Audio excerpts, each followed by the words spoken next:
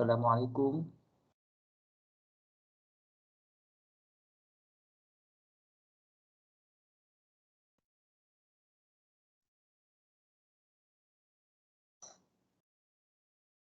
Assalamualaikum.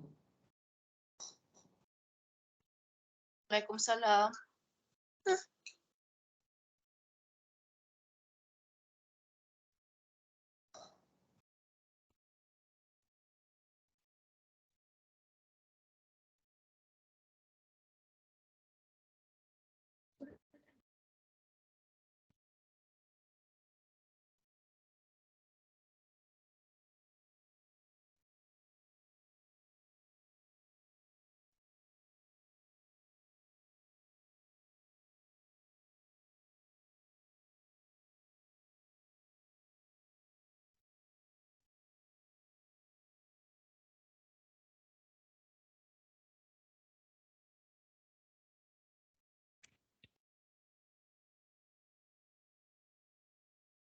Attention to everyone.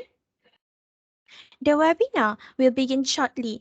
I hope all of you show good manners, especially in the comment section throughout the ceremony.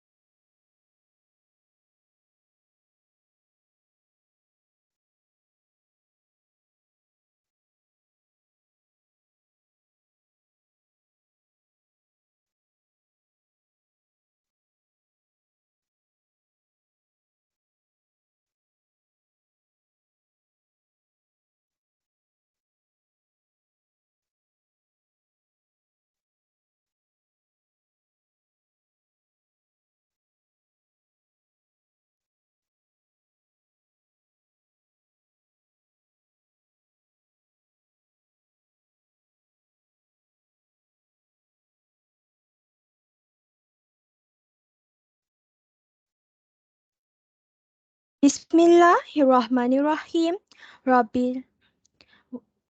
Bismillahirrahmanirrahim. Alhamdulillahirabbil alamin. Wassalatu wassalamu ala asrafil anbiya wal mursalin wa ala alihi wa sahbihi ajma'in. Assalamualaikum warahmatullahi wabarakatuh. Selamat sejahtera, a very good morning and a warm welcome to His Excellency Dr. Muhammad Syahidan Sya'ari, our Saya speaker tak for dengar today. suara.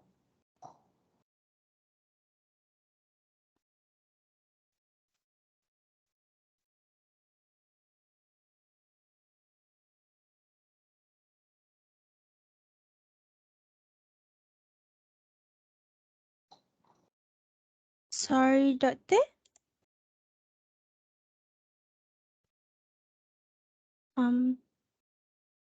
Yang lain dengar suara tak? Yes, clear. Alright, thank you.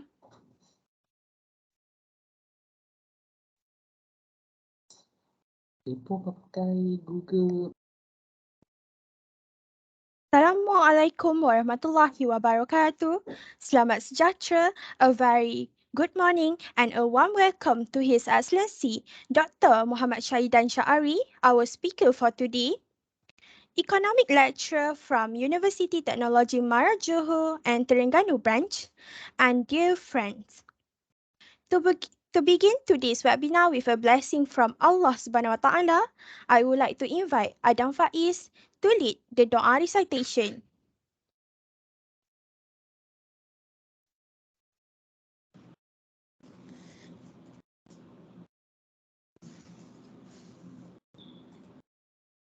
Bismillahirrahmanirrahim. Alhamdulillahirabbil alamin. Wassalatu wassalamu ala asyrafil anbiya'i wal mursalin wa ala alihi wa sahbihi ajma'in. Allahumma innaka khalaqal azim إنك سميع عليم إنك غفور رحيم إنك رب العرش العظيم. Ya Allah, Engkaulah yang mempunyai segala kepujian. Engkaulah yang berhak menerima segala kepujian. Engkaulah yang berhak menerima segala kesyukuran. Engkaulah yang memiliki segala pemerintahan. Di tangan Engkau segala kebajikan, kepada Engkaulah kembali segala urusan. Allahumma ya Karimu ya Rahim. Limpahkanlah rahmat dan rahimmu ke atas program pengajaran kolaborasi ECO120 antara UiTM Cawangan Johor, UiTM Cawangan Terengganu dan Universiti Malaysia Perlis yang diadakan pada hari ini. Berkatilah majlis ini dari awal hingga ke akhirnya. Ya Zal Jalali wal Ikram. Kami juga memohon perlindungan daripada-Mu dari segala perkara yang mencacat celakan majlis kami dan daripada segala perkara yang melalaikan kami dari berbuat taat kepada-Mu. Kepada-Mu juga kami serah segala urusan kami. Rabbana alaika tawakkalna wa ilaikal anabna wa ilaikal masir. Rabbana atina fid dunya hasanah wa fil akhirati hasanah wa qina azabannar. Wassallallahu ala sayyidina Muhammad wa ala alihi wa sahbihi wasallam. Walhamdulillahi alamin. Amin, amin, ya Rabbal Alamin. Thank you to Adam Faiz for the doa. May our webinar today run smoothly and be blessed by Allah Subhanahu Wa Taala, insyaAllah. Ladies and gentlemen, welcome to International Trade Lesson from the Past and the Way Forward webinar. For your information, today's webinar is a collaboration between University Technology Mara, UiTM Johor and Terengganu branch, and University Malaysia Perlis, UniMAO. It is my honor to be your MC today. I am Khairunisa binti Kamal Arifin, Semester 2 student from University Technology Mara, UiTM Segamai. And now, without further ado, let me introduce our guest speaker.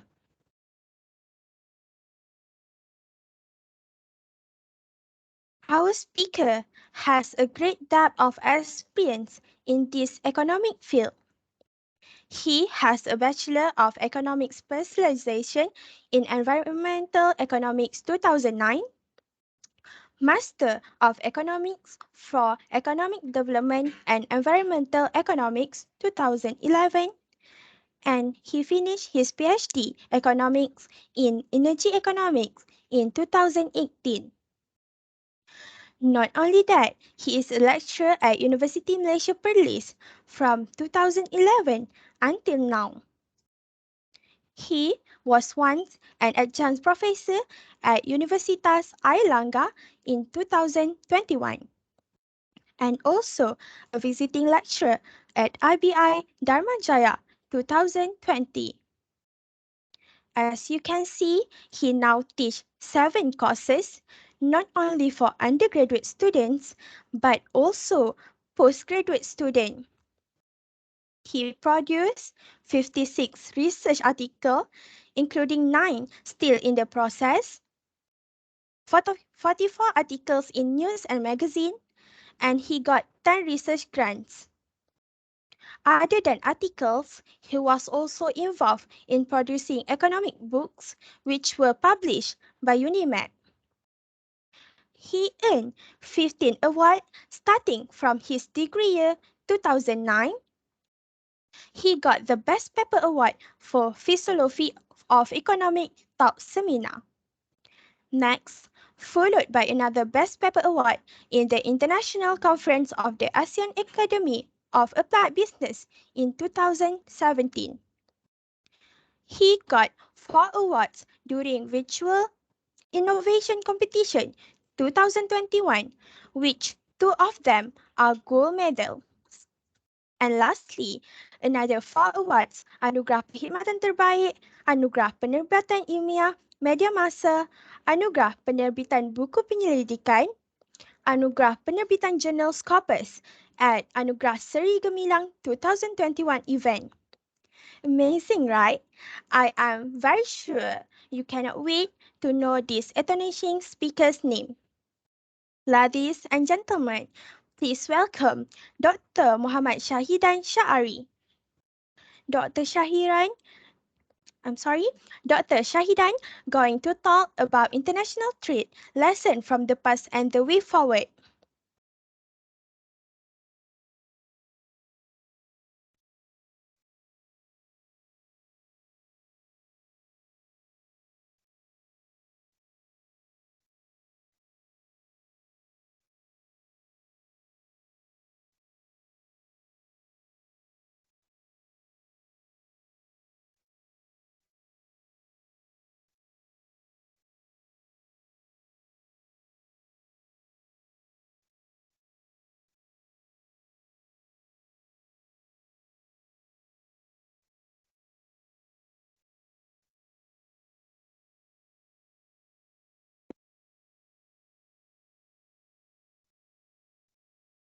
I am sorry. We now have a technical issue because our guest speaker cannot hear my voice. So I hope you guys can wait for a little bit. Yeah.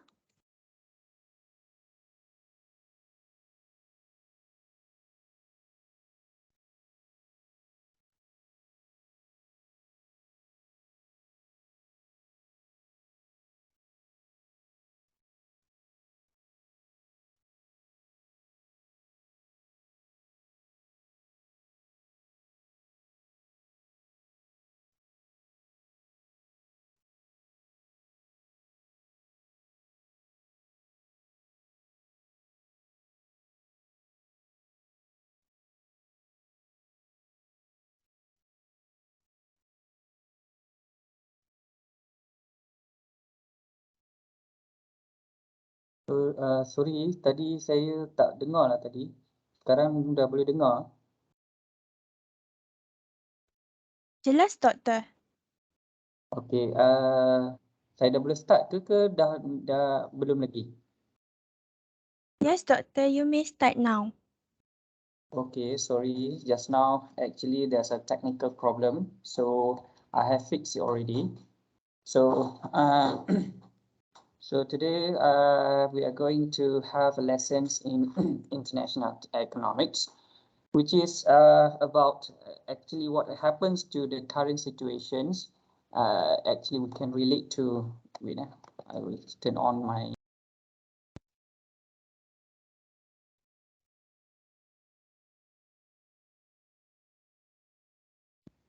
What is happening to the current situations, actually it is related to international economics, which actually is about COVID-19 pandemic. So it has it hit our country.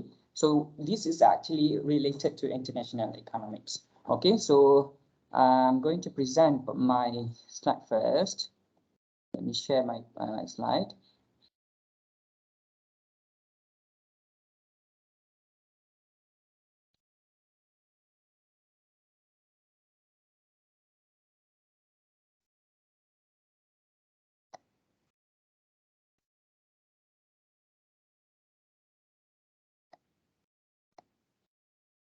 So can you see my slide here?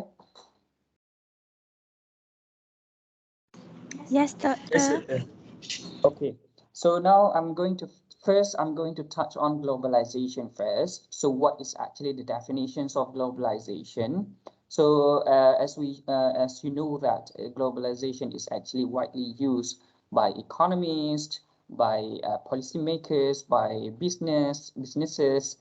Okay, so but what is actually globalization? Maybe they are in international business, maybe the difference, the definition is going to be slightly different, but actually in economics, maybe it's going to be slightly different from the definition in international business. However, it is slightly different only, but actually it is related to each other. Okay, globalization in economics, we can say that it is the process whereby the world is becoming increasingly interconnected. This means that every country, okay, every country in the world is dependent on each other. Okay, Malaysia is dependent on Singapore, for example.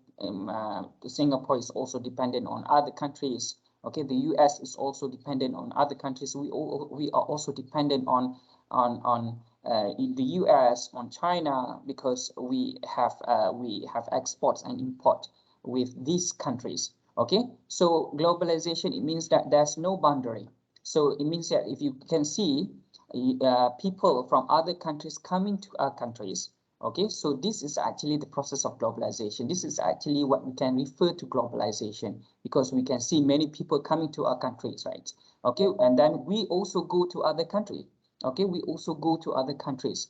We visit their countries. We spend our money in other countries, but before we spend our money, of course, we have to exchange for their money first. Okay, because our money is not accepted in other countries.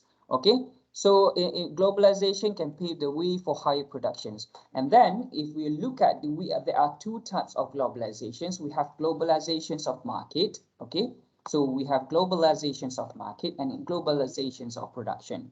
So what is actually the difference between globalizations of market and globalization of production? If you look at the first globalization of market, first, it refers to, we can see many markets, right?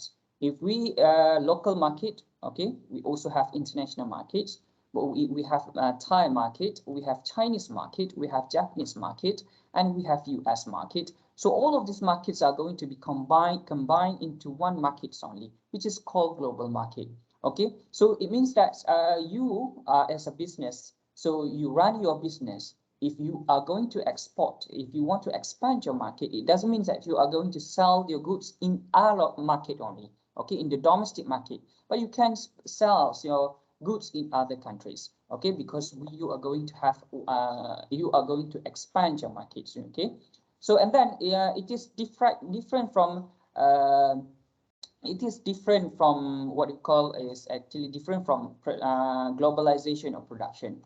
If we are talking about globalizations of production, it refers to generating production activities in another country in order to reduce costs and maximize profits. If you look at some plants, some foreign plants built in our countries because they want to produce the products in our country, because they want to use our resources such as capital, land, labor, okay.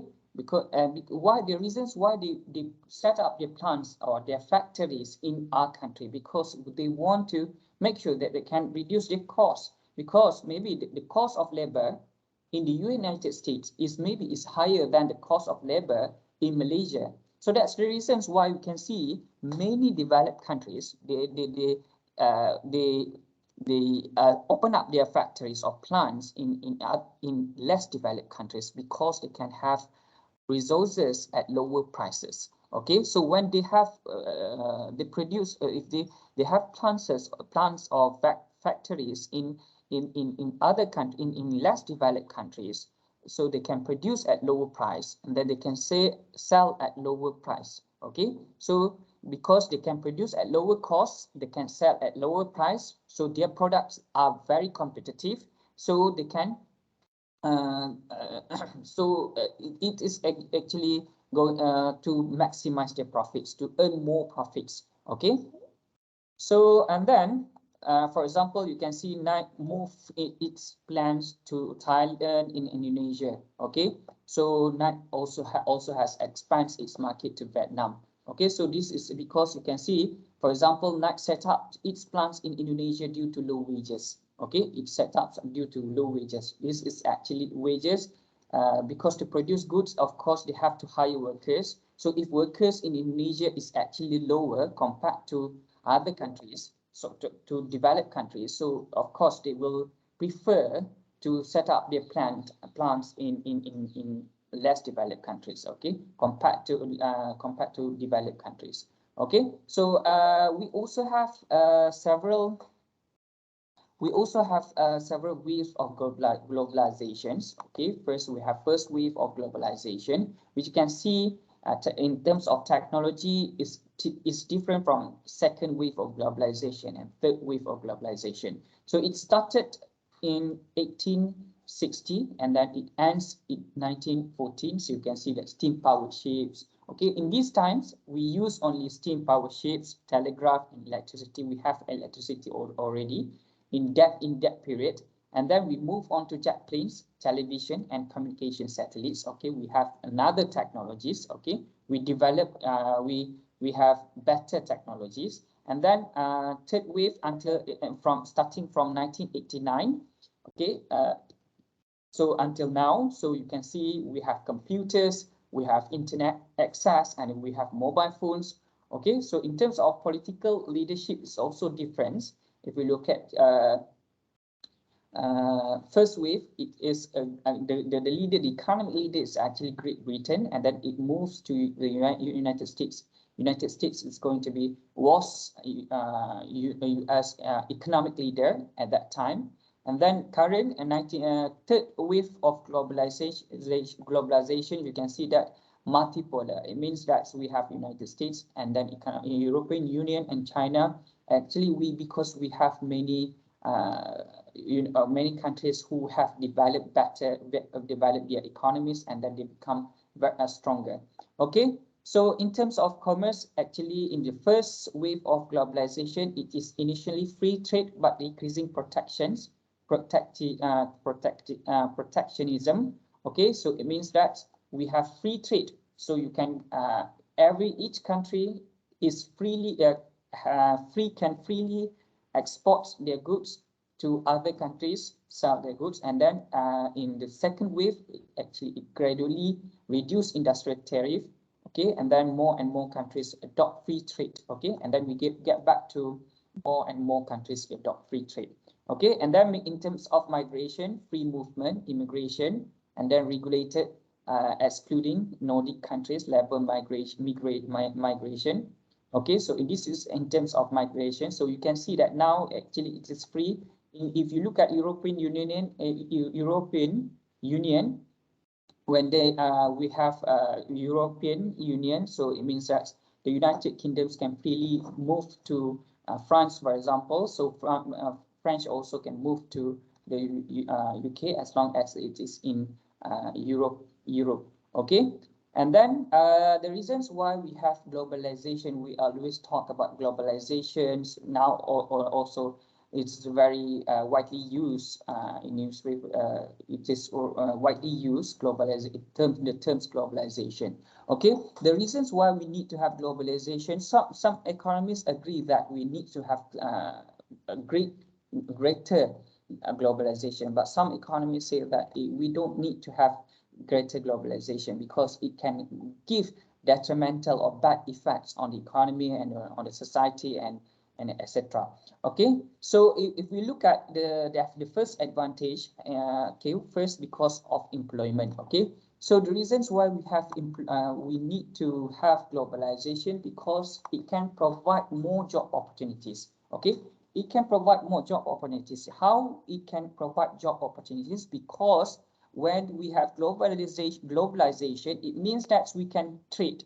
Okay, so we can have trade, so we can export, and then we also at the same time we can import. So when we import our goods, okay, so we produce our products, okay, we produce our goods and then we export to the country, to other countries, all of the world. Okay, so when we produce, when we have a larger market, okay, because we have not our market do not only focus on Malaysia, but we also have markets in other countries. Okay, for example, Thailand, China. Okay, so when we produce our products, okay, we do not necessarily sell our products in the domestic markets only, in Malaysia only. Okay, but we are going to sell our products in other countries. We expand our market. So when we expand our market, so of course we produce more goods. Okay, so when we produce more goods to export to other countries, so this is of when we produce more goods, so we need to have more workers. Okay, we need to have more workers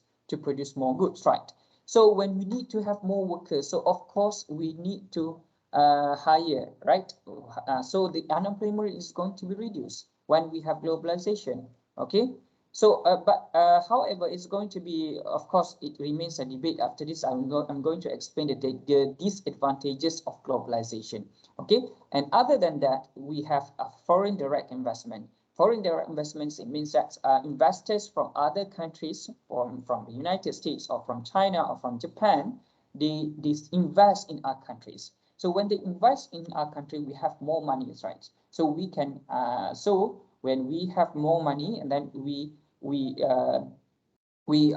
can produce more goods. Okay, when can produce more goods, FDIs, so it can provide more job opportunity also, because we have more foreign investors, we have a larger investments. Okay, we have larger investments. When we allow foreign investors to invest in our country, so it can create more job opportunities. Okay, and then other than that, we also have education. It also will benefit our education, as we know that some of your lecturers also pursue their studies in other abroad. Okay, so when they pursue their studies abroad, because they learn, they learn knowledge from other countries and then bring back to our countries. Okay, however, the debate is going to be we have also some debates also about this globalization, because when we have some Malaysians, they go abroad to gain knowledge, to pursue their studies. However, some of them actually they are not going to go back to our country. They remain there and they work there. So this is actually what we call brain drain. Brain drain means that we have good knowledgeable workers or high-skilled workers, high-skilled labor, but they are not going to work in our country. Okay, even though they are Malaysians, okay, so but they are not working in our country. Okay, they are working in other countries. Okay, so they are working in other countries. They contribute contribute to the productivity of other countries. So this is actually in economics is not good, because brain drain is going to affect in the economy also. Okay, the productivity should be contributed to our country, but not contributed to our country, but actually contributed to other countries. Okay. So why we need to have globalization? We can learn skills, okay, skills that we cannot have in our country. So we can go to. That's why you can see some workers, some firms,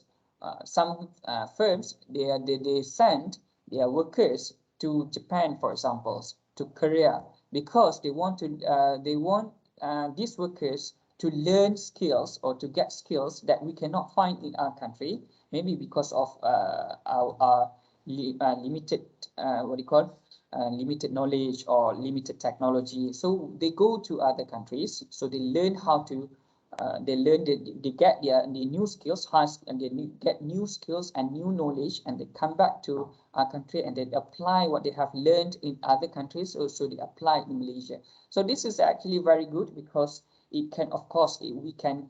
That's why what Mahathir said, that we have to look at pandang ke timur. Okay, so like Japan's, right?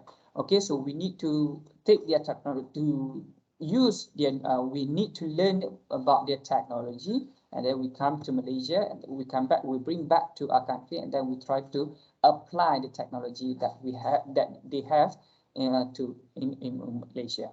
Okay. So another advantage is actually we have number of goods, and then we can expand our market. As I mentioned before, when we expand our market, so it will benefit not only consumers, because consumers, of course, they will enjoy more goods. Okay, before this we don't have, for example, we don't have computers or laptops, but now we can enjoy consuming laptop or computers, because we import from other countries. Okay, we import laptops or computers or car, so we can have goods from other countries. And then other than that, consumers can also buy at lower prices. Okay, and then when they have many choices, so actually they can buy at lower prices. Because why? Because some firms, okay, some companies or some sellers from other countries, they produce at lower cost, so their products are very competitive. They can sell, maybe because they have better technology, or maybe because they can produce, maybe they have cheap workers or cheap labor, so they can produce at lower price. So when they export to our country, and then our country imports their products, so we can enjoy at lower price because they sell at lower price. Maybe we cannot produce at higher prices, like we cannot produce at lower price like products, right? So like what you call domestic cars. Okay, we cannot produce at lower price because maybe because of we don't have advanced technology like what the other countries like Japan, you know, and Korea. So when we cannot produce at lower price, so we have to sell at high price. So it's going to be competitive, right? So but consumers actually will get benefit because they can, if they don't want to buy Prodor, for example, they can buy Toyota. But however, there's some restriction. The reasons why the price of imported cars is higher than the price of the domestic cars. Okay, and then in terms of sellers also can enjoy more profits. The reasons why they can enjoy more profits because they do not sell in our countries only, but they can sell in other countries. So it means that their market is expanded. Their consumers are not only Malaysians, but their consumers or their buyers are from all over the world. Okay, so it means that the demand is going to be higher. So when the demand is going to be higher, and then you can see it will what you call quantity demanded will increase.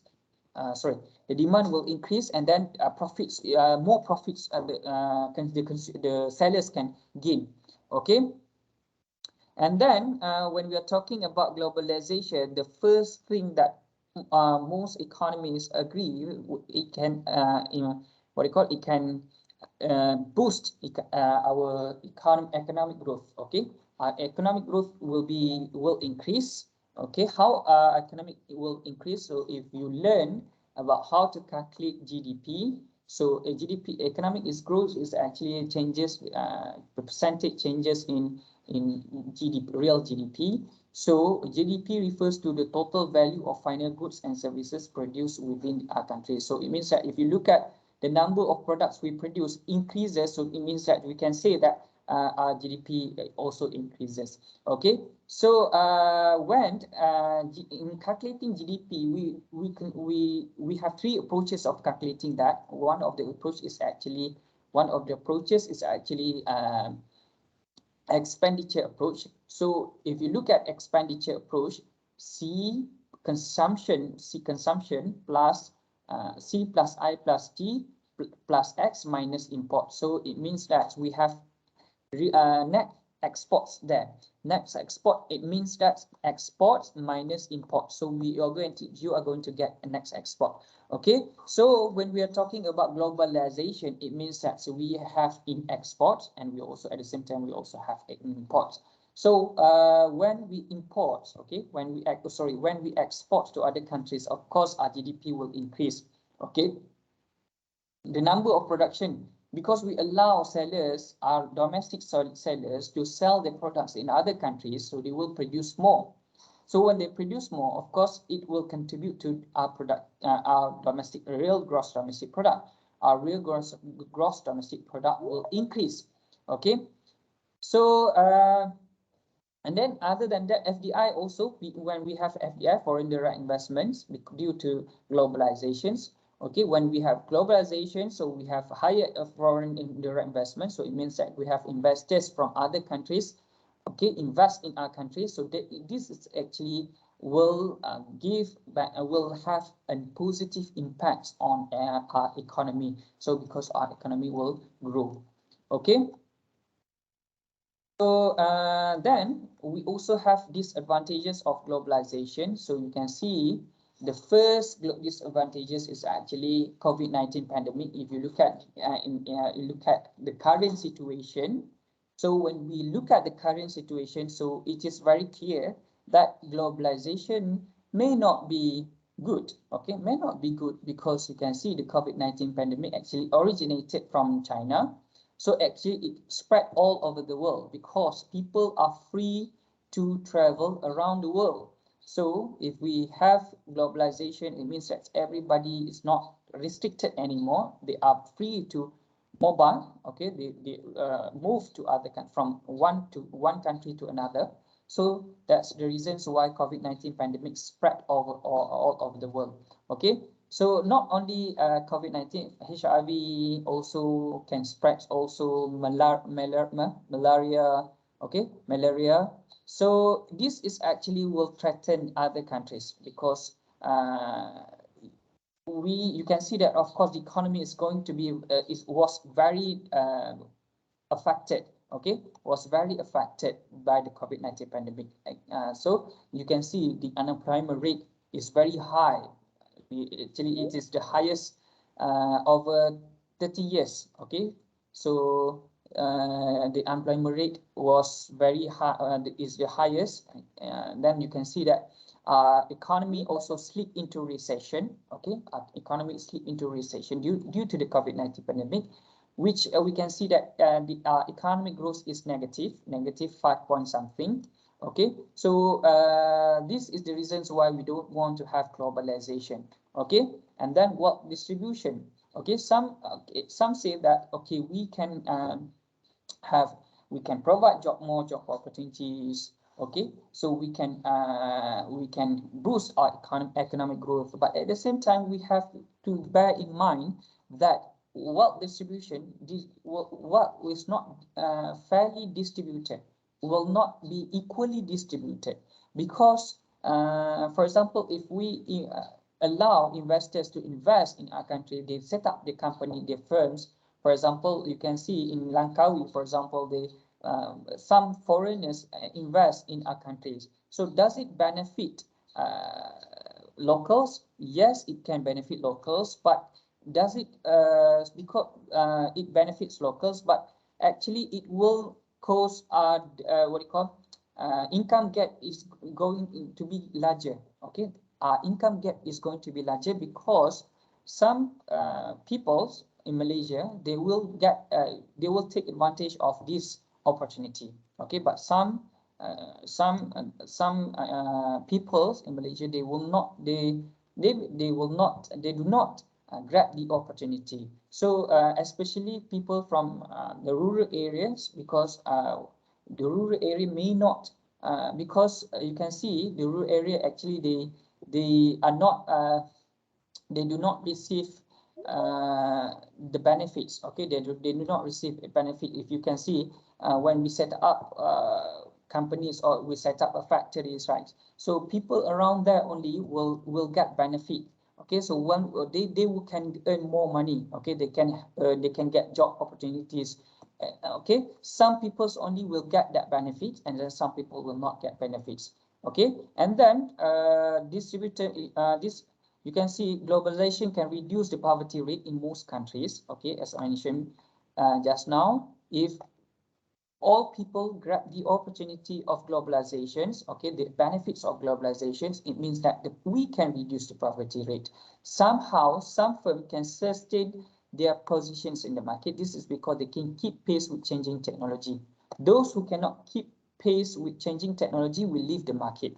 Okay, so it means that in this case, so if we have a globalization, okay, so firms who can keep pace with technology. Okay, so we can see Nokia, right? So what happened to Nokia? So because they cannot keep a pace with advanced technology, they cannot compete because due to the technology that other firms can have. So this will kick out Nokia from the market. So and then people who are working in the company will be unemployed, and then you can see that other companies will boost or will flourish. Okay, will flourish. So this is actually will create gaps, or the gap between the companies that cannot survive and the companies that can survive. Okay. And then when we are talking about globalization also, most economists always debate about this because it can create environmental problems. Okay, it can create environmental problems due to what? Because when we have exports, okay, when we have exports, when we have foreign direct investment. Sometimes when we have higher foreign direct investments, we transfer technology. Okay, we have technology from other countries. Okay, so this technology actually will have negative impacts on the environment. Okay, so when we have exports also, we can create economic problems also. Because why? Because when we produce more, of course, we are going to use more energy. Okay, energy sources such as oil and coal. Oil and coal is actually not friendly, okay, to the environment. It can release CO2 into the air. So CO2 emissions will bring back will cause will have negative undesirable impacts on our health. And the temperature, global temperature also will increase because of CO2 emissions. Okay, so this is what we can say why we don't want to have environmental why we don't want to have globalization. Okay, so why we say that globalization is not good to for us. Okay, so however, so if you ask me whether we should have globalizations or not, to me, in my opinions, so we can have globalization, and at the same time we have to restrict also. Okay, we have to make sure that we are not going to have as great global.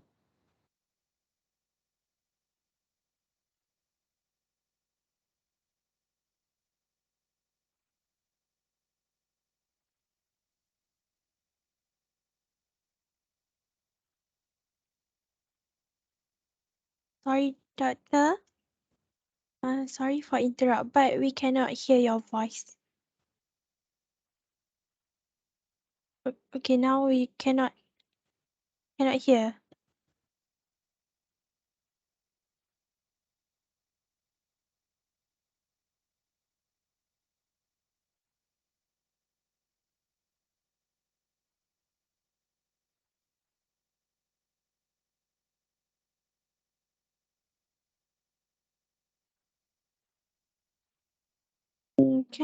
We cannot hear.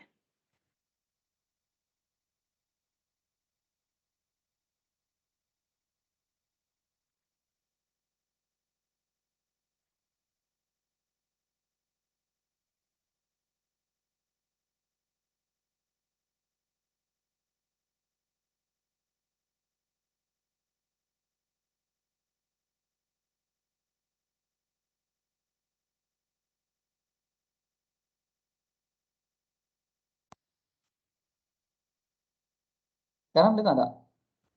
Alright, clear. Saya I always use Google Meet. Actually, that's the reasons why I'm not familiar with Google Team, Microsoft Team. I always use Google Meet with my students, but since you use this one, it's okay. I try to adapt myself to this new software to me. Okay, so let me start to present my slide again.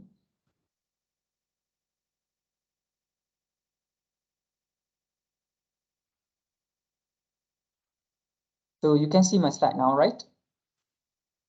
Yes. I have explained to all of you about environmental regulation just now. Did you hear just now? Yes. Okay.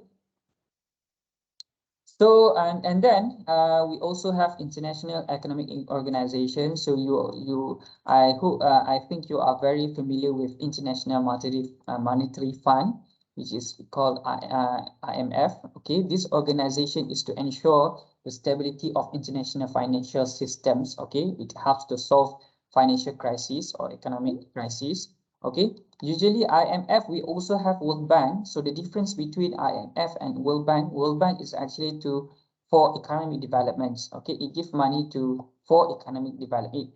Give money for not give actually we can say lend money for economic problem. For economic development. Okay, to reduce poverty, and then to develop the economy. Okay, it is different from International Monetary Fund. It is actually to solve financial crisis or financial economic crisis, as we can see in 1980, sorry, 1998. Okay, 1998 actually financial crisis happens during that time. Okay, so Malaysia did not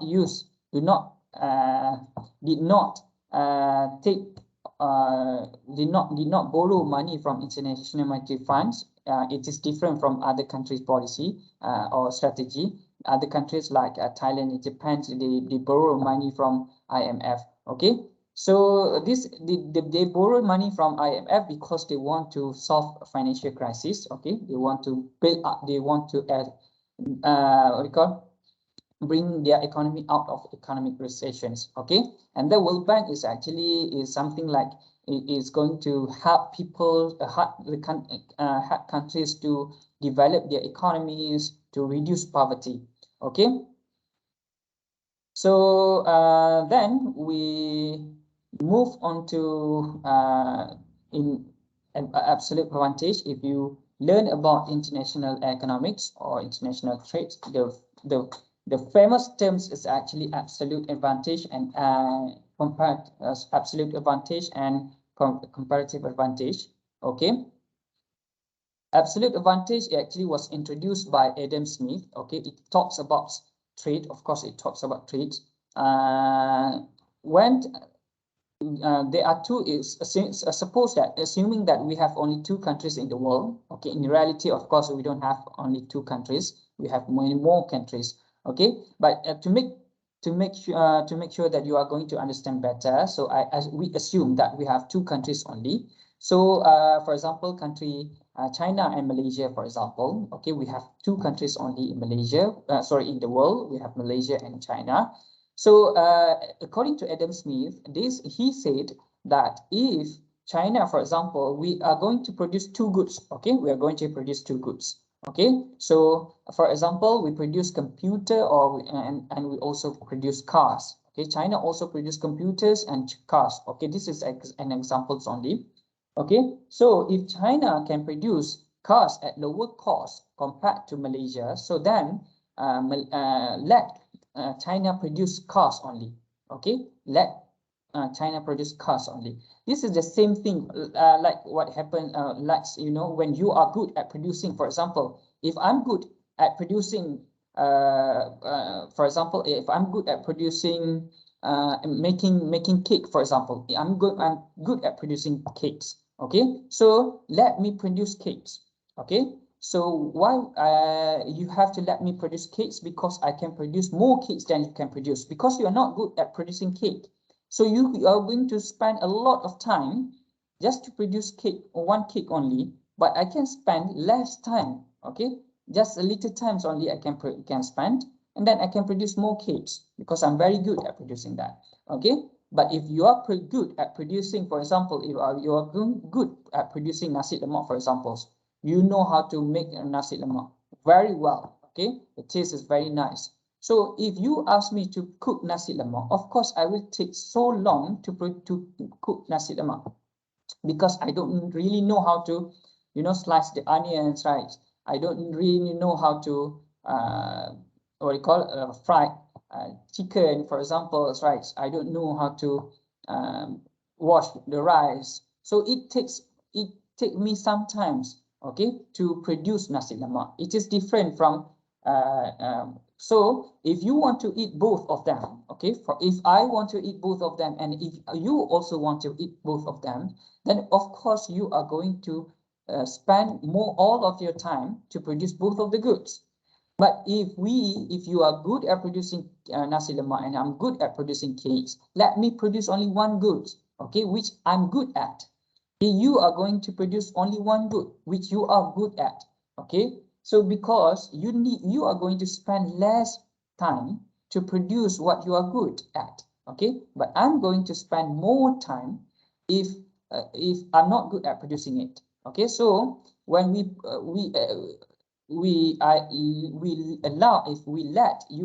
let you produce one good only, and I will produce only one good only. So of course, I can produce more goods. Okay, I can produce more cakes, and you can produce you can produce more nasi lemak. Okay, then what, according to Adam Smith, when we have specialized, okay, I have specialized already in producing cakes, and then you also specialize in producing nasi lemak. Then when we can produce, you can produce more and I can produce more with the time limit. Okay, with the time limit, for example, we have only 12 hours only to work, for example, right? Okay, so you can produce more, then I can produce more, and then after that we can exchange. Okay, so we don't need to produce both of the goods. Okay, we don't need to produce both of the goods, because because you are good at producing nasi lemak and I'm good at producing cakes, then we can produce more, we can have more goods. Okay, I can have more nasi lemak, and then I can, at the same time, I can have more cakes, because we exchange, like system barter. When I have produced already my cakes, and then we are going to exchange. I give you some cakes, and then you give me some nasi lemak. So according to Adam Smith, he said that we can gain from the trade. Okay, you can see we also have the calculation. After this, I just show you a little bit only how it can increase the number of production. Okay, it can increase the number of production. Okay, so you can see comparative, and then move on to comparative advantage. Comparative advantage is actually slightly different from Adam Smith, from absolute advantage. David Ricardo, this is actually introduced by David Ricardo. Okay, David Ricardo introduced comparative advantage. Adam Smith introduced absolute advantage. However, David Ricardo does not argue with Adam Smith. He just extended only the theory. He just extended the theory only. Okay. He said that if you look at this one, okay, if you look at this one, okay, Malaysia and China, for example, okay, Malaysia can produce 1,000 rubber, okay, kilogram of rubber, and then Malaysia can produce 200 kilogram of traditional herbs, okay, and China can produce 800 kilogram of rubber. So 400, this one, China can produce 400 traditional herbs. Okay, so what I mentioned just now, in this case, you can see that with the available resources, for example, suppose that Malaysia has the same, so use all of the resources. So Malaysia can produce 1,000. This one, it means that Malaysia is very good. Okay, it's good at producing rubber. So because it can produce more rubber, right? Like I mentioned just now, if I'm good at producing cake, of course I can produce more cakes. Okay, I just spend a little time only to produce and produce more cakes compared to you, right? You have to take so long, okay, to produce cake because you're not good at producing it. Okay, so in this case, you can see that Malaysia is very good at producing rubber. Okay, and then China is good at producing traditional herbs, because you can see, compare the number of output that is produced by Malaysia. Okay, traditional herbs that has been produced by Malaysia is only 200 compared to China. China produced 400. So it means that in this case, you can say that China is very good at producing traditional herbs. Then you, if you want to let one country specialize in one good only, so in this case, we let Malaysia produce only rubber. So if Malaysia can produce rubber, so it can produce more rubber, right? And then China, if they can produce only, this one is actually if they use all of the resources. But if they want to produce both of the goods, they will then, for example, Malaysia is not good at producing traditional herbs, right? So if Malaysia use all of the resources, they can, for example, they have 10 workers. Okay, 10 workers, they produce only, they use all of the 10 workers, they produce 1,000, right? 1,000 rubber. Okay, but if they use 10 workers just now, if they if they use 10 workers to produce only traditional herbs, they can produce 200. Okay, but in this case, if Malaysia wants to produce both of the goods, they need to divide. Okay, they need to allocate their resources. Maybe 5 will produce rubber, and then the other 5 will produce traditional herbs. However, actually, if we allocate our workers, of course, we cannot produce 1,000 rubber. Okay, 1,000 rubber, because Malaysia has to spend, actually spend more times to produce traditional herbs, which Malaysia is not good at. Okay, so also the same thing as China. Okay, China also will face the same problem if they want to produce both of the goods. So in this case, you can see that China is very good at producing traditional herbs because China can produce more traditional herbs compared to Malaysia. Okay, so let Malaysia produce only rubber, and then China will produce only traditional herbs. Then when they produce, they can exchange. Okay, when they can exchange, you can see you will get gain. Okay, after the calculation, you will see the calculation. Both of the countries can enjoy consuming more rubber and more traditional herbs after they have trade. Okay, so it is different from comparative advantage. Okay, it is different from comparative advantage. I just go through very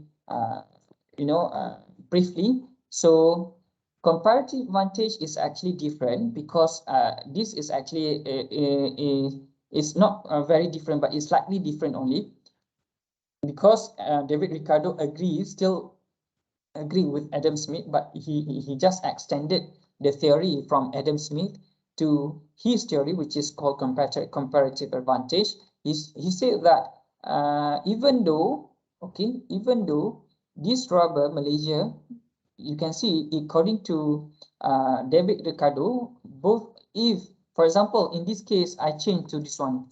Okay, I change to 600, for example. So it means that Malaysia is better at producing rubber, and Malaysia is also better at producing traditional herbs. So there's no absolute advantage in this case because Malaysia is good at producing both of the goods, so they do not need to have trade.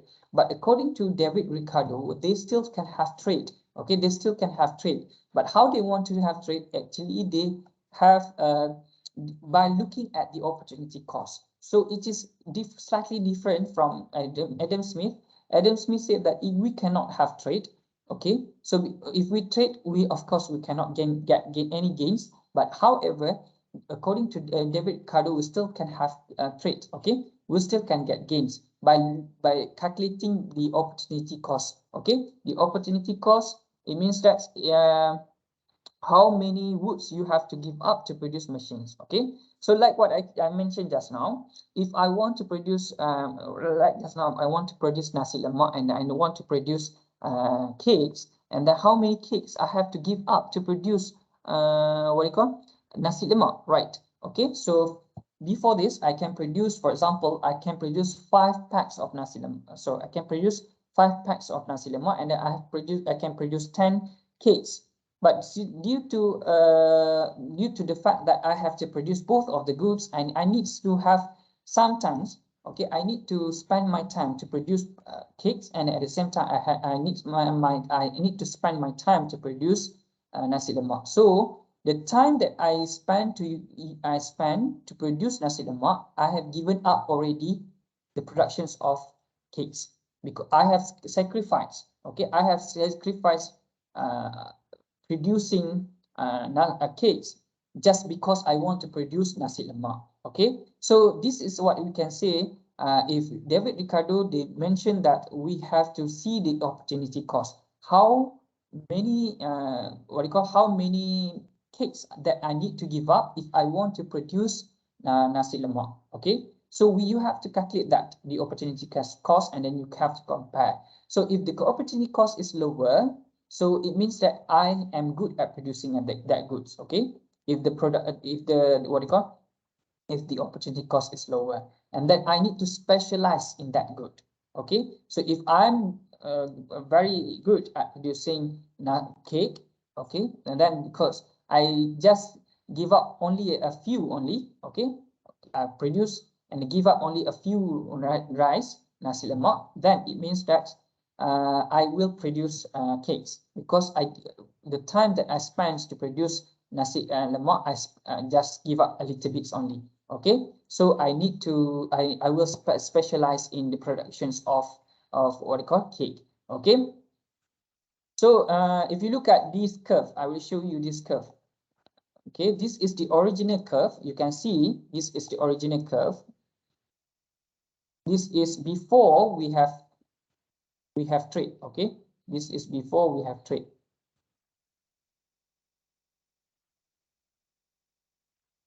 Okay, this is actually before we have trade. Before we have specialization. Okay, before you can see Malaysia produce 60 tons units of goods, and then this.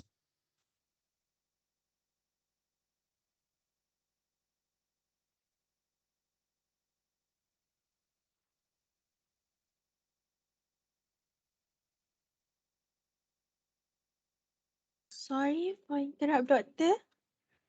We cannot hear your voice.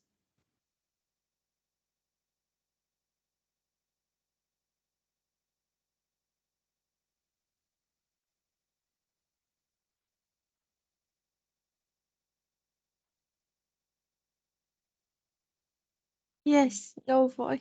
We cannot hear your voice.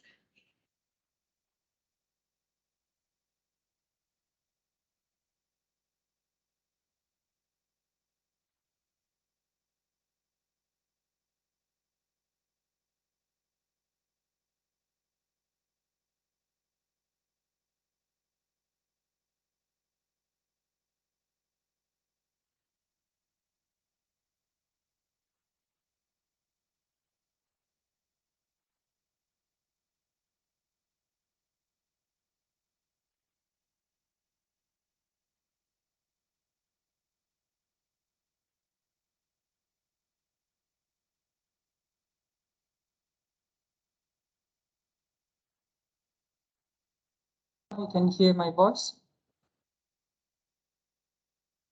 You can hear. Yes, Doctor, clear. Okay. Sorry, I don't know what happened to this. Have you ever attended your class using Microsoft Teams? Yes. Is it okay? Was it okay? Yes. Yes, okay. Okay, so I don't know what happened. Okay, sorry.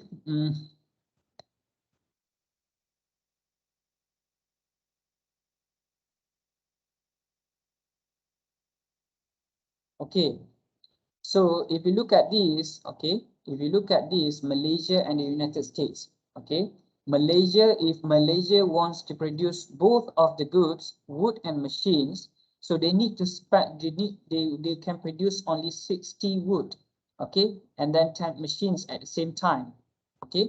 But the United States, if it wants to produce both of the goods, it can produce 20 tons of wood, and then at the same time, it can produce only 10 machines. This is actually before trade and before specialization. But if you look at after specialization, you can see what I want to say here is actually we can have gain. Okay, we can have gain after we allow one country to specialize in one good only that it is good at.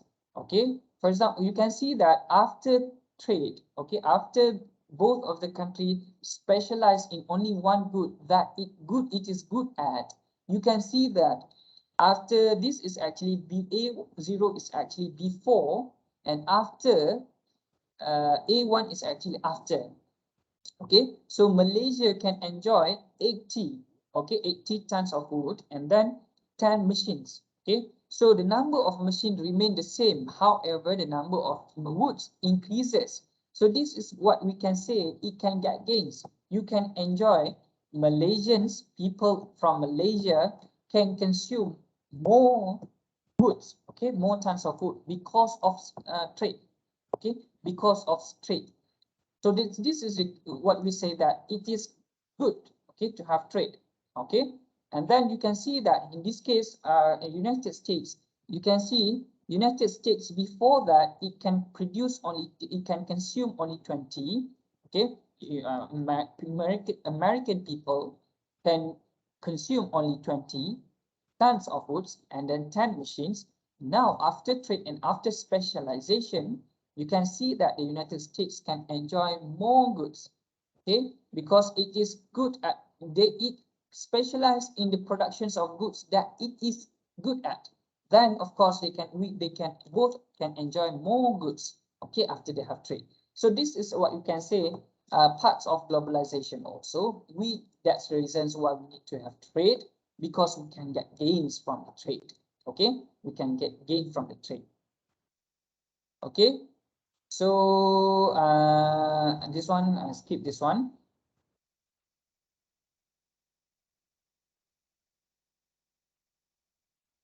The reasons why we have comparative advantages, because we need to have trade because natural resources, okay?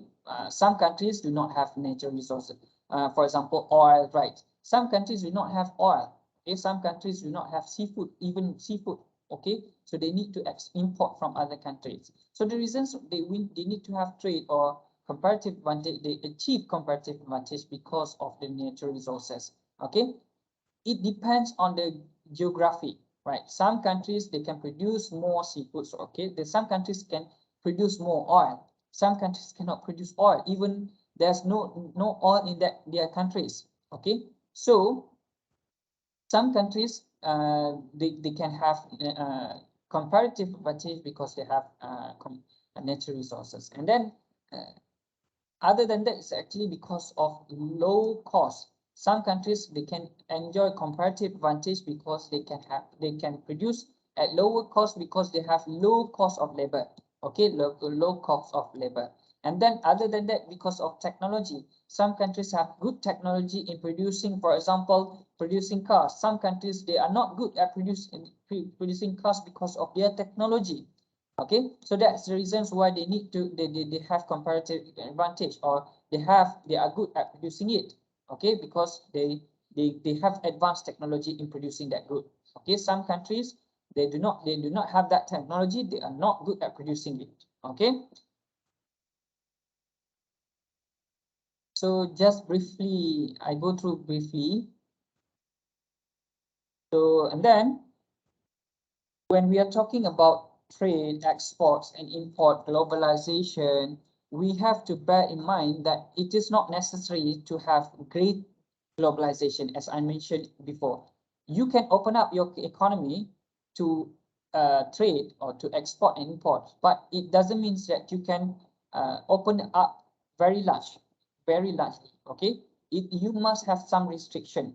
That's why India imposed restrictions on foreign products of foreign exporters, because they want to protect their products, their domestic products. Okay, if they do not protect, it means that it will affect the domestic what do you call, the domestic sellers or producers. Okay, it will affect their domestic producers. Their domestic producers struggle to survive in the market. That's why India tried to impose, not only India but Malaysia also, we impose restrictions, especially on imported cars, because we want to make sure that our domestic producers can continue to survive.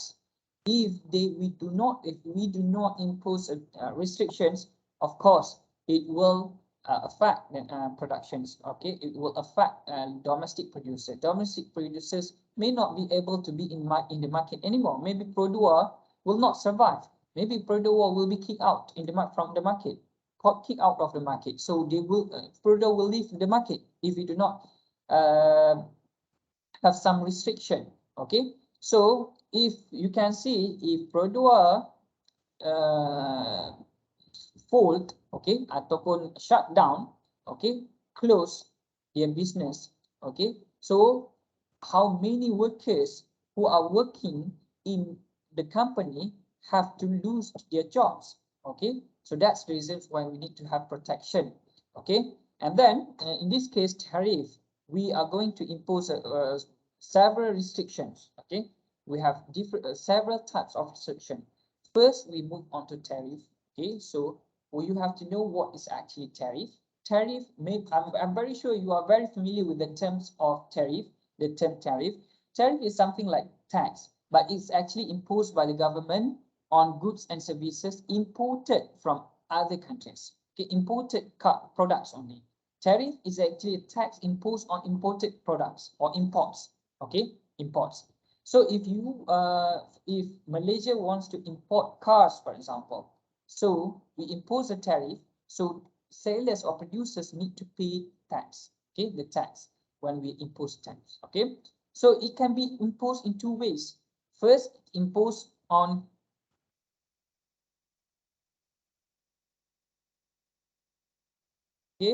first, it is imposed on imported products. Okay, it can be imposed in two ways. First, it is imported on imported goods, known as import tariff. Okay, so this is very common. So I'm very sure that you are very familiar with this import tariff, because we impose on tax, we impose on imported goods. It's very clear. And then other than that is actually exported on exported goods. Okay, this one on exported goods. Okay, so it means that if you want to export your goods to other countries, you impose a tariff on your exported goods. Why you need to impose you need to impose a tariff on exported goods? Just now you say that we are going to get it can be beneficial, right? It can benefit our economy if we impose if we have more exports. Okay, if we have more exports, of course we can have better economic growth because we have more exports. But in this case, we impose tariff on exported goods. Why we need to impose on imported goods, exported goods? Okay, because we want to protect what you call our resources, such as oils. Okay, some resources are exhausted. Okay, so if we do not impose on exported oil, for example, so actually it will be exhausted. It takes billion years to produce oil, to form oil. Okay, so if we do not impose on exported oil, so it will affect natural resources. Okay, and then for example deforestation, right? We have pembalakan, right? Logging. Okay, so we have logging. This is actually to protect our natural resources. And then one of them is actually the government or the country can enjoy more revenues. Okay, we have more revenues. The country can enjoy more revenues because tax is actually one of the revenues for the governments, right? So if we have imposed more tax, of course, we are going to get more revenues. Okay. So we have several tax also. Okay, we have several tax also. We have a specific tariffs. Sorry, we have several types of tariff. We have specific tariff. We have ad valorem tariff, and then we also have compound tariff. Now we are going to look at each types of tariff. Okay, so specific tariff is actually levied as a fixed charge per unit of imports. Okay, so it means that it will consider every unit of computer that will be brought into our country. We are going to impose on a tariff on each unit that you are going to bring. Okay, if you impose a specific tariff on cars, so every unit of car, each car that you want to bring into Malaysia, so we are going to, they have to pay tax. Okay, on each car. Okay, so these types of tariff will not be influenced by the price. Okay, regardless of how much the price is, it doesn't matter. Okay, it doesn't matter because we are not looking at the price. Okay, so we are looking at how many units you bring into our country. Okay, so that is going to be your specific tariff. So we are not going to look at the price, and we are not going to impose a tariff based on the price. Okay, so if you bring 10, for example, each unit, okay, each unit you impose 100, for example, you impose 100. So if you import 10 units, so it means that you have to pay 100 times 10, okay, 100 times 10. So it means that 1000, okay, so you will get 1000. Okay, so this is actually specific tariff. Okay, so in this case, you can see the United States has to pay tariff. Okay, and then an ad valorem tariff, you have to look at the price. Okay, a fixed percentage. This is actually a fixed percentage. Okay, so the difference is actually just now is going to say that a fixed charge per unit. Okay, per unit. And then this one is actually a fixed percentage of the value. Okay, the value, not the physical unit. Okay, not the physical unit, but this is actually the value. You have to look at the price. Okay, when we are talking about the value, so you have to look at the price. So for fixed percentage, it means that it is based on the percentage. Okay, so if you impose tariff of 2% on imported cars. So if you import, for example, 100, you import 159,000. Okay. Okay, if you import a car, for example, which worth 159,000. So if you impose 2%, it means that based on the price, you will collect RM 3,180. Okay, so because we are looking at the price, we are not looking at the physical unit, but we are looking at the value. Okay, so and then if we look at the compound tariff, the compound tariff is actually a combination of specific and ad valorem tariff. It means that both of them will be imposed. Okay, so we are not going to impose only a specific tariff, but we also impose an ad valorem tariff.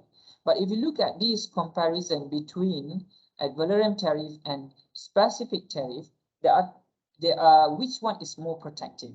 Okay, so which one is more protective? If you look at this, if you say specific tariff is more protective, then if the price is actually going, if the price is going to be higher, then exporter will earn more. Okay, other countries, sellers from other countries will earn more, right? Because why? Because they charge higher. So they charge higher every unit. Even one unit only. Right, because we impose a tax based on based on each unit, right? So if the price increases, the tariff that they have to pay, the tax they have to pay remain the same. Okay, but this one, if the price increases, so this one, if you want to say that this one is more protective, you can see. Okay, let me explain to you. When the price increases, of course, the government will earn more money, right? The said exporter will have to pay more. But however, when the price decreases, they can export more units, right? They can export more units. They can export more cars, okay, if the price decreases, because they do not need to pay higher tax if the price decreases. Who knows that the price decreases maybe because of they have the advanced technologies, right? So which one is more protective? If this the compound tariff is actually more protective compared to other types of tariff. Okay, so so if you want to say specific tariff is more protective, you can say that. You can't say that. You can say that if the price decreases, right? So if you want to say ad valorem tariff is more protective, actually you can't say that. If the price this one is not protective because it is based on the price, and this is also not protective. This not also protective if the price decreases. Okay, so this one, okay, this one is the calculation. So and then this is actually what you will see how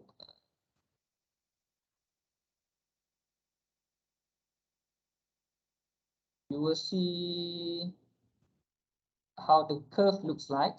I hope that you have the basics of principles of economics, so you are you know this demand and supply. So just go through a little bit only. Just want to show you that what happens to the market if we impose a tariff. Okay, so if we impose a tariff, you can see this is actually supply. Okay, supply of, for example, of goods X, for example. Okay,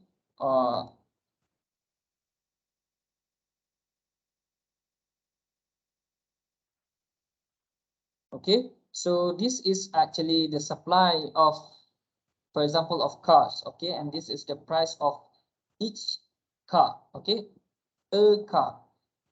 And then you can see this is the demand. Okay, this is the demand, and this is actually the supply. This is actually before we have trade. Okay, before we have trade and before we have tariff.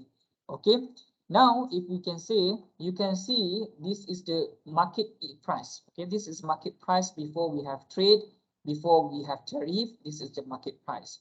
Okay, so how many units? Okay, how many cars we produce? Actually, we produce 30 cars. And then how many quantity demanded is actually 30 cars also. Okay, so quantity demanded is equal to quantity supplied. This is actually market price, and this is market quantity.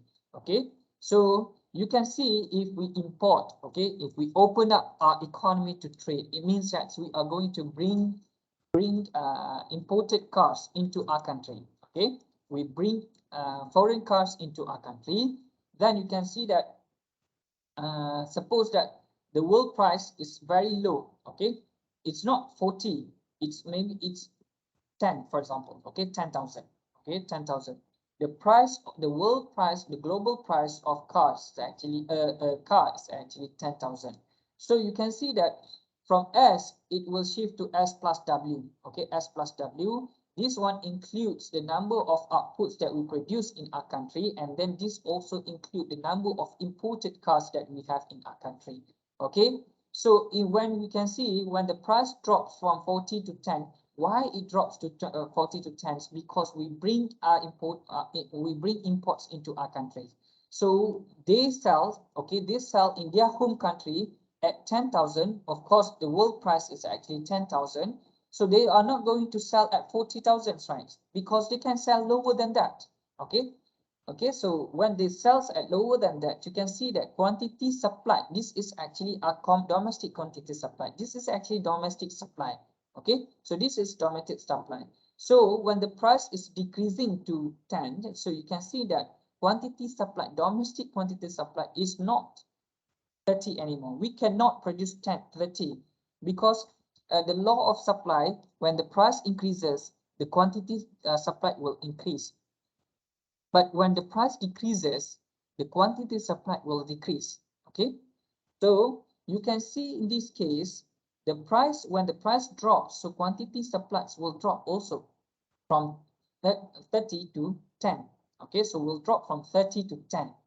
So you can see that what happened to our domestic domestic market level. Okay, the labor market. Okay, what happened to the labor market? So the labor markets, of course, will be affected.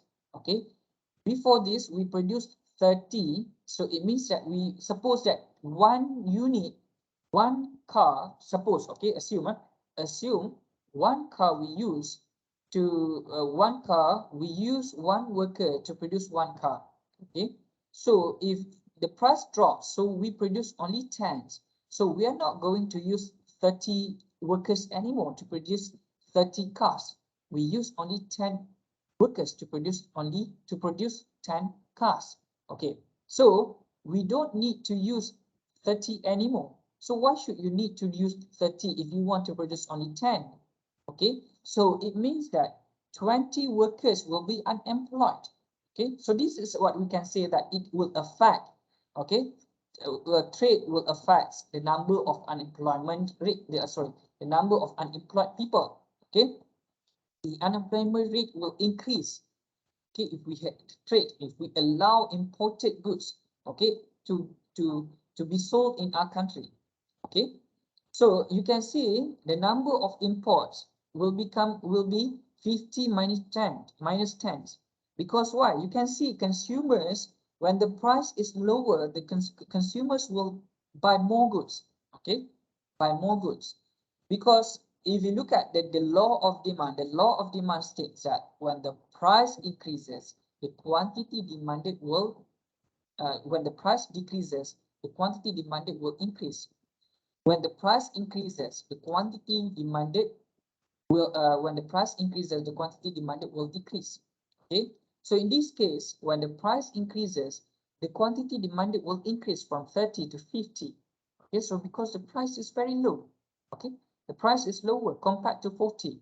So you can see that quantity demanded consumers, in this case, you can say that it will benefit consumers. You can't say that when we have trade, it doesn't benefit anybody. It will affect all things, but actually it will benefit consumers. Consumers can enjoy more goods, more types of more choices. They will have more choices because from 0 to 10, it is produced by local producers. So it means that this is actually our domestic products.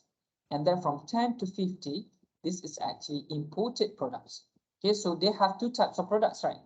So they have two choices now. Okay, they want to buy local products or they want to buy foreign products. Okay, so they have two choices in this case.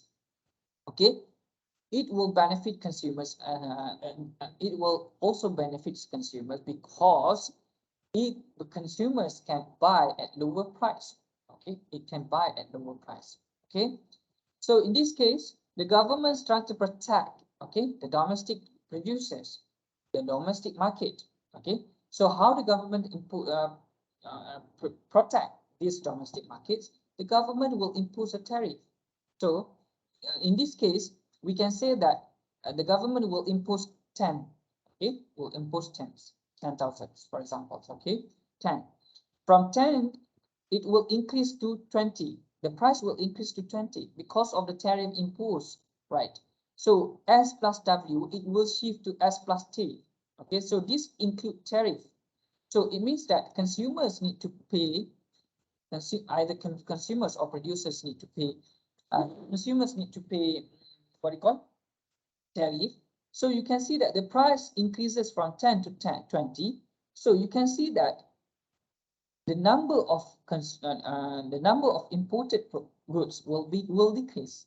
Okay, so before this at 20, so you can see that domestic products will increase from 10 to 20. This is because of what? Because they can enjoy, because the price increases. Okay, the price increases, the quantity supplied will increase. So from 10 to 20, so the number of workers will increase, right? Because to produce 20 cars, they need to use 20 workers. They need to use 20 workers. So the number of unemployment rate is going to be reduced, right? The number of employment rate is going to be reduced.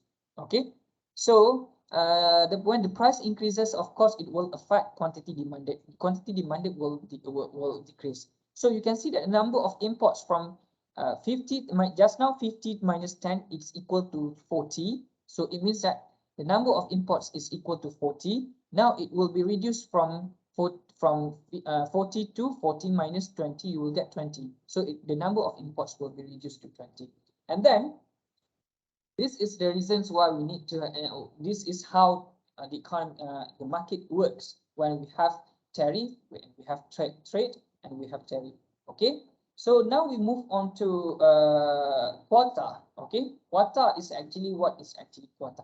Quota is also one of the restrictions. Okay, one of the restrictions that we can impose to reduce the number of imported goods in our country.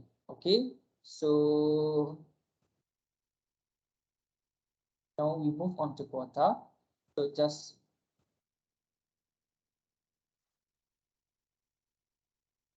okay. So import quota. So okay, and import quota is a type of restriction that limits the number of a good that can be imported into a country in a given period of time. Okay, so we are going to limit. Okay, so I'm very sure you are very familiar with the terms quota. Quota, it means that we are going to limit. Okay, for example, we limit the number of students only that can attend my class, for example, right? For example, my classroom, of course, can accommodate only only 50 students. So I set a limit of quota. Okay, I set a limit of 50 only. Okay, so more than that I cannot accept. Okay, I cannot accept more than that because I have set a limit already. Okay, so import quota is actually a limit. So if we limit the number of imported goods into our country, so it means that we the exporter needs to follow. Okay, so and then import license. An import license is an official document issued by a government that allows a person or a company to bring specific types of goods. Okay, so in this case, you can see quota. Okay, so what happened to the market if we set a quota, if we impose a quota? Okay, so in this case, you can see this is the original one, okay, S0, and then this is demand, okay, this is as my 4, okay, the price is actually 4,000 per unit, and this is 3,000 per unit, okay.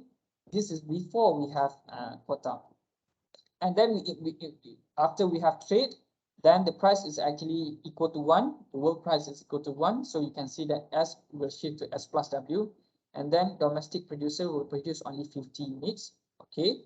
And then the price is equal to 1, and then the quantity demanded is equal to 650.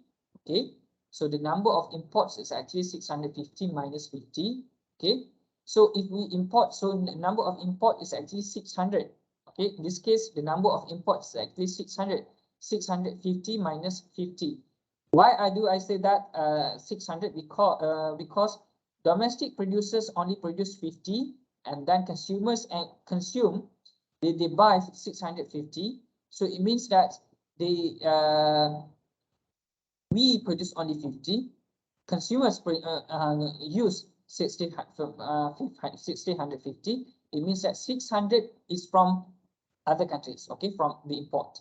Okay, so if we set a limit, okay, so 600 is too high, okay, it's too many, so we want to set a limit. So when we set a limit, so for example, we set a limit to 200 only. So the number of imports that can be brought into our countries only 200. So we cannot bring more than that. Okay, so we cannot bring more than that. So 200 only. Okay, so 200 only can be brought into our country. So you can see that the price of course, the price will increase. Okay, the price will increase. So you can see that S plus W, it will shift to S plus Q. You can see that every price, okay, every price, regardless of how much the price is, you need to bring only 200 into our country.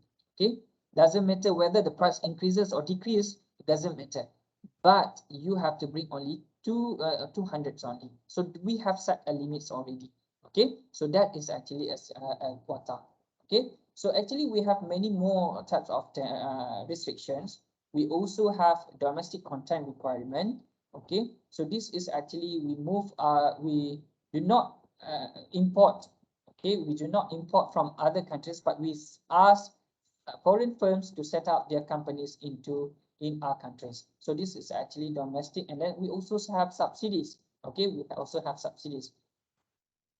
Okay, and then domestic production subsidy. So this is actually non-tariff restrictions. Okay, and then dumping. Okay, so then I will show you I show you something, balance of payment. This is the last part. Okay, so balance of payments. Okay, so what is actually balance of payment? Balance of payment is actually transactions. Okay, international transaction occurs between the country and another. Okay, so between Malaysia and China, for example. Okay, so balance of payment is actually the transactions happens between one country with other countries. Okay, so this transaction made by public firms, organizations, and governments. Okay, So this is actually components of balance of payment in Malaysia. We have current accounts. Okay, so I show you the sample. Okay, the balance of payment in Malaysia. Okay, so this is actually balance of payments in Malaysia. We have current account, which consists of goods, services. Okay, and then we have primary income. Okay, so we have capital account and financial account, reserve assets and net error and efficiency. Okay, so it means that we have three important accounts. Okay, main accounts. So we have current account. Okay, and then we also have capital account, and we also have financial account. Okay, so if we see export, it means that it's going to be considered credit. Okay, a credit to our country. So credit means that money will flow into our country. Debit means that money will flow out of the countries. Okay, the reasons why I say that export is actually credit, because it will bring money to our countries. So foreigners who wants to buy goods from our countries, so they have to spend their money. So the money will be credited into our account.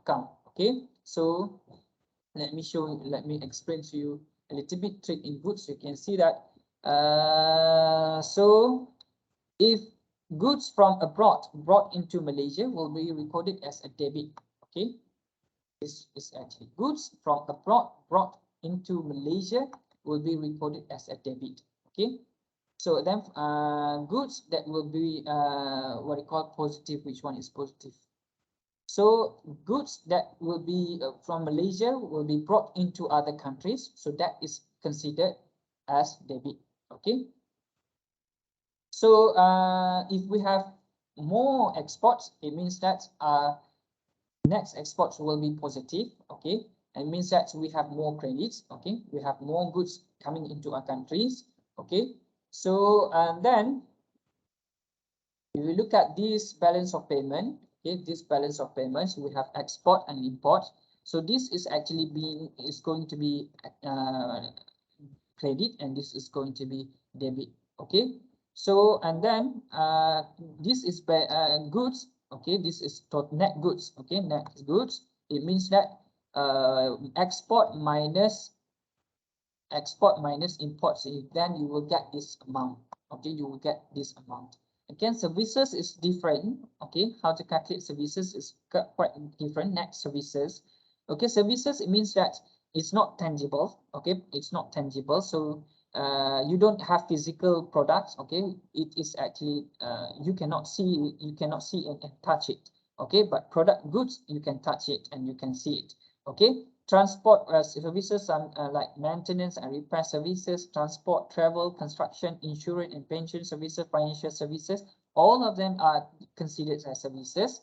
Okay, so to calculate this one, so if you go to other countries, okay, if you go to other countries, for example, if you visit China, for example, if you visit China and then you stay at hotel, okay, you stay at hotel, so you pay the hotel, you pay for the hotel, so this is actually will be debit. Okay, will be debit because of what? Because we go to other countries, we spend our money on their services. But if other foreigners spend their money on our services, for example, hotel, transportation, so we are going to say that it is considered as credit. Okay, it is going to be considered as credit. So this one is actually maintenance and repair. This one is credit minus debit. Okay, credit minus debit. Okay, transport, so credit minus debit. So this means that we if this negative, it means that debit is larger than credit. So it means that our people use their services more than their people, foreigners use our services. Okay, so and then we also have capital account. Okay, capital accounts consists of acquisition, disposable or non-producer financial asset, capital transfer. In the financial accounts, we have direct investment, portfolio investment, and financial derivative and other investment. and reserve assets. So you have to make sure that it is balanced, okay? And then net errors and omission to correct the balance, okay? The equilibrium, the balance, okay? So 131,414 must be balanced with this one.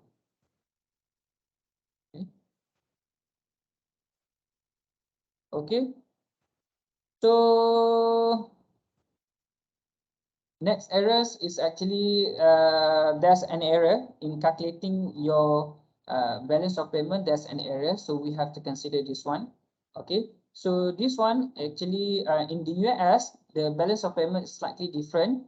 Okay, the balance of payments US dollar. So you can see current account consists of trade balance, services balance, and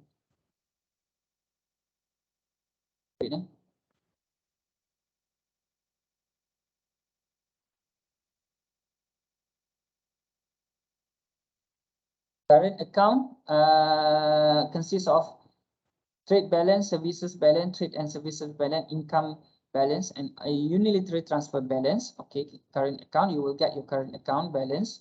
And then we also have financial and capital account, which is actually slightly different from Malaysia current balance of payment. So you can see that it is balanced in this case, 673,070, this one, okay, must be balanced. Okay, so I think that's all for today. Do you have any question? Boleh dengar? Can you hear me?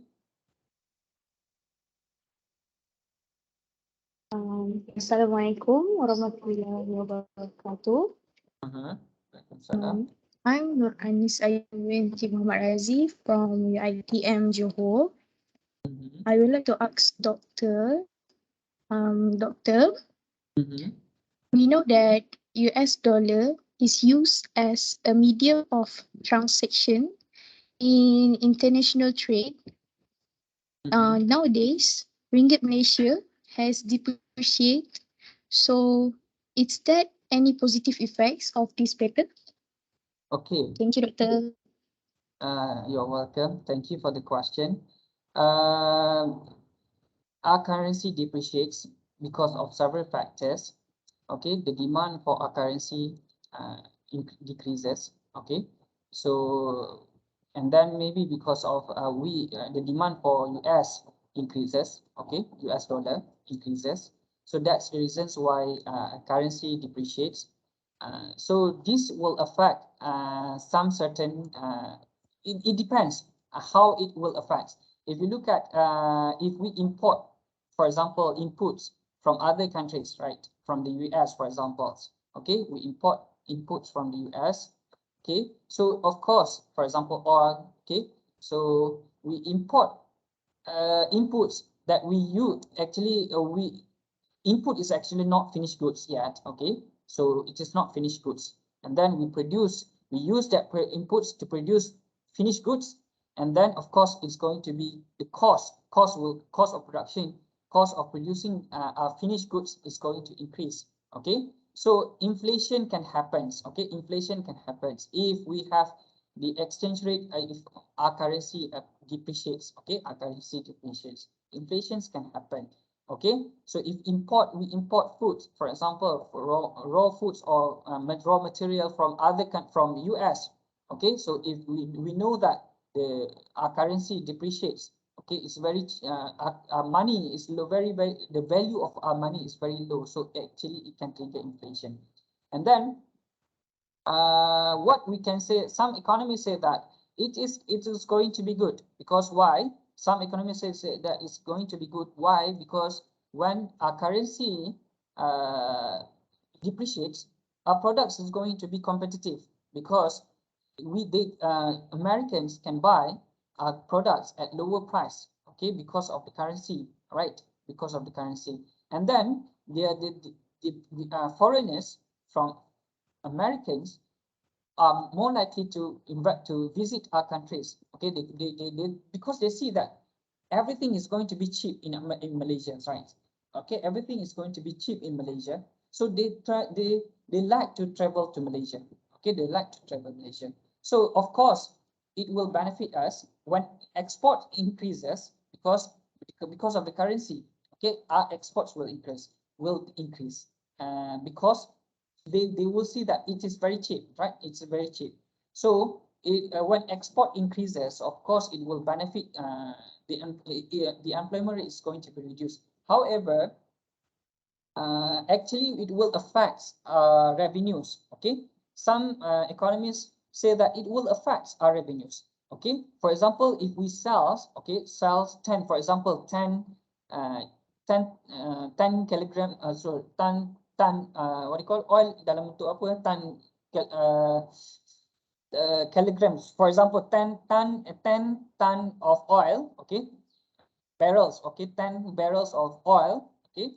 So if we sell 10 barrels of oil, for example, at 10,000, okay, so when the currency depreciates, okay, the revenue of our oil will decrease. Okay, so the revenue of oil will decrease because our export will be cheaper, it will be lower, right? The price of exports is lower, right? So it's going to be affects the revenues of oils. Okay, and then the benefit, we also have the benefits. Okay, we also have the benefits in terms of you can because you can see that people's not going to buy imported goods from US because of course the imports will be, the price of imports will be higher, right? So you will see that the price, okay, before this you convert to Malaysian ringgit. If you see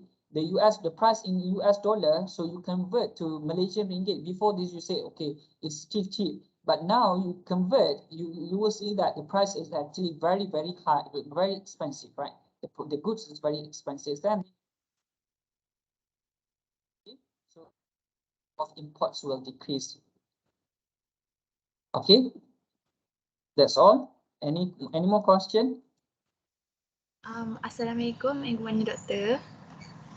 I'm Nur Asada from UiTMCJ. Doctor, could you give your opinion about what are the effects of long-term deficit balance of payment to the economy? That's all. Thank you. Okay.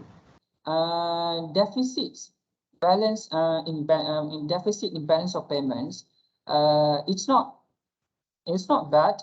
Okay. It means that we have what you call.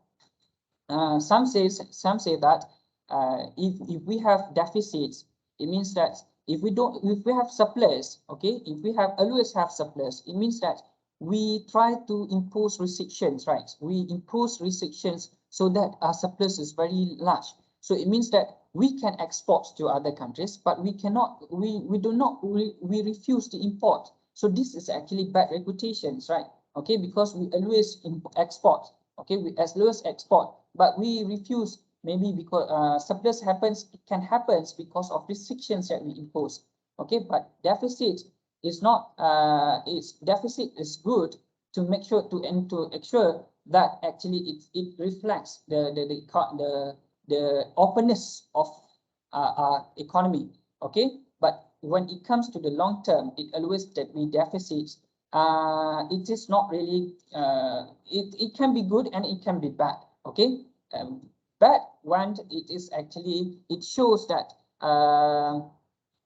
our balance or the status of balance payment is not good. Okay, the status of balance of payment is not good because foreign investors are very worried. Because why? It will affect our currencies, right? Our currency will be affected. Okay, so it means that we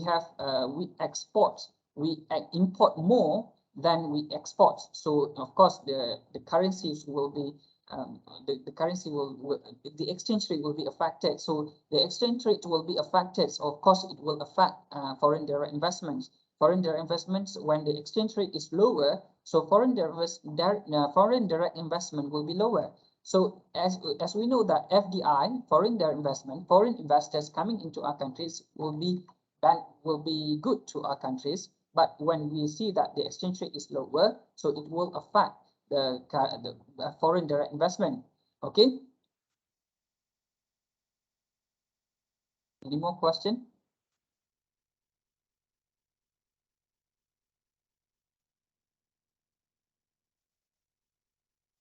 Any question?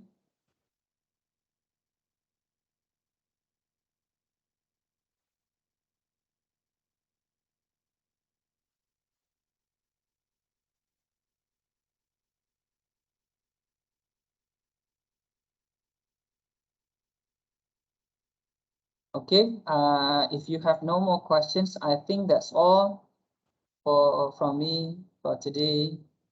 Thank you so much for paying attention.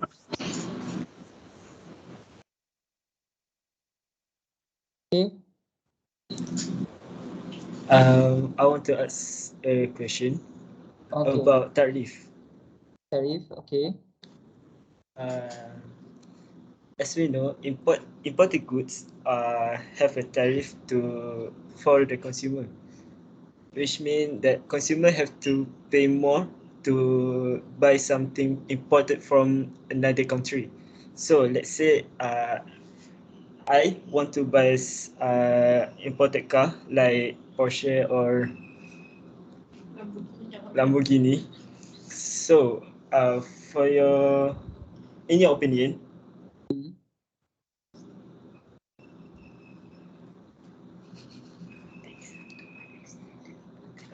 to what extent the imported tax is fair between the consumer, we, and economy and economy of this country. Can you repeat your question?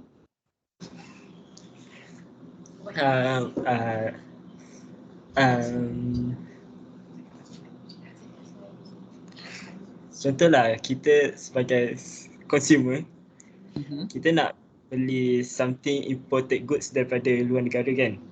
Kan kita kena bayar lebih sebab ada tarif. So macam mana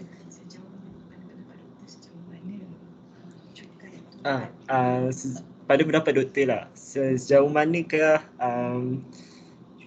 cukai tersebut adil di antara pengguna dan juga ekonomi negara? Okay. So tarif ni, so it is actually because if you ask me, many economists will say that we are going to protect infant industry, okay, infant industry like products, right? And then some economists argue how long we need to impose a tariff, how long we don't want to be fair to all sellers, including import exporters, okay? Because why? Because if you say the infant, it means that industry muda. So how long it's going to be muda? Okay, how long it's going to be infant? So some economists argue about that. Okay, so but however, we need to consider also, that's why in India they still need to impose a tariff, needs to impose a restriction, because they don't want to if they try to open up their economy, so and then many domestic producers are affected. Okay, so to me, I think we are not ready yet to remove tax from the industry, from the imported cars, because we are not ready yet. We don't have advanced technology yet. We cannot produce like other foreign producers produce. Okay, so we don't have that kind of technology yet. Okay, if we are ready, it means that we have advanced technology, we can produce at lower price, and then we can produce good quality products, then we can remove tariff and then we can be competitive. Okay.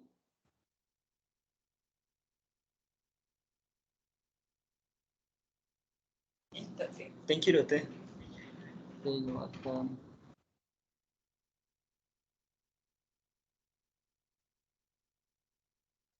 Thank you, Dr. Shahidan, for the talk and sharing with us all the beneficial information. Thank you too for answering all of our questions. All answers given by Doctor are very clear and understandable. Hopefully, all of us could apply the knowledge, especially in our upcoming final exam. Ladies and gentlemen, please turn on your camera to have photo taking session with Dr. Shahidan. Please, please take note, after this photo session, we will show the QR code for today's attendance.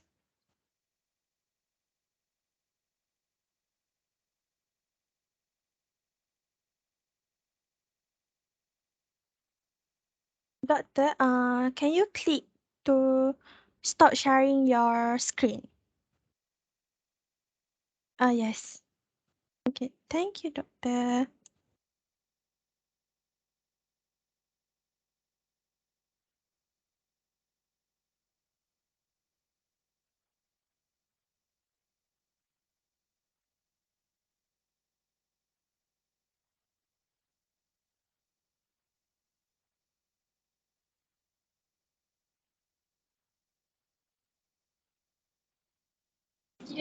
Alright, ready? 3, 2, 1. Cheers. Freestyle.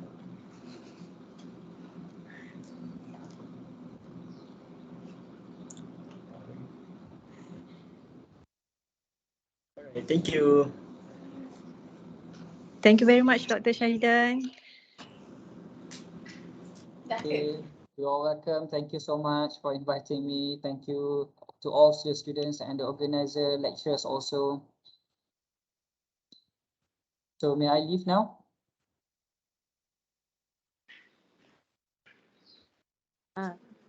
Please wait, Doctor. Oh, okay. Student, don't forget to fill in this QR code.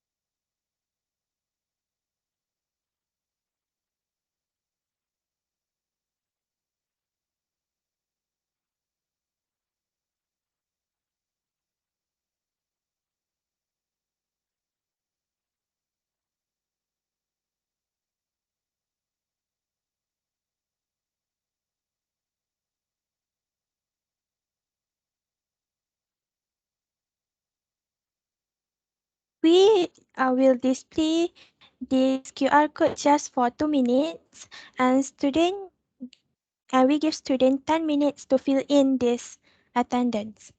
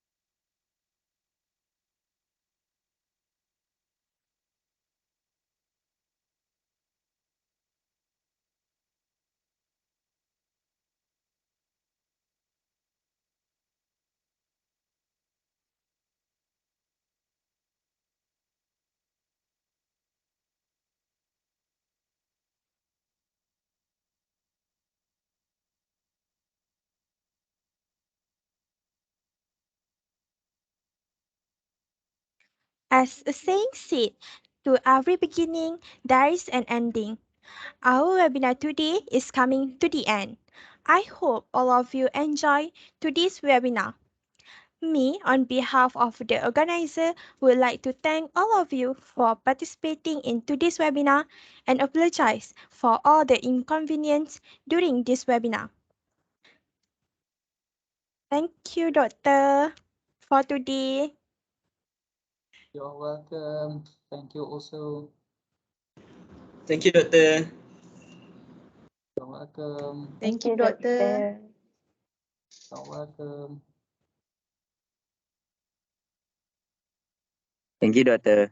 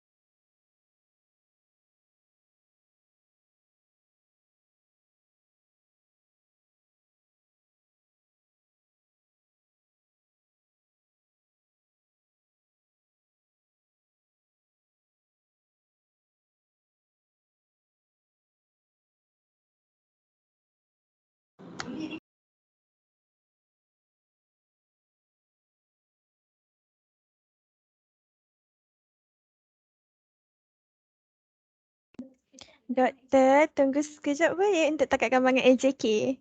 Boleh, no problem. Okey, selain AJK boleh keluar dah.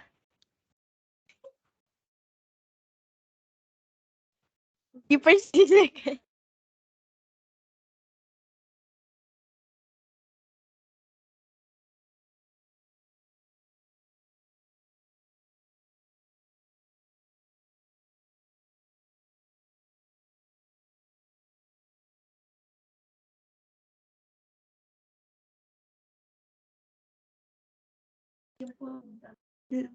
Lecturer UiTM Dungun juga dijemput untuk mengambil gambar bersama.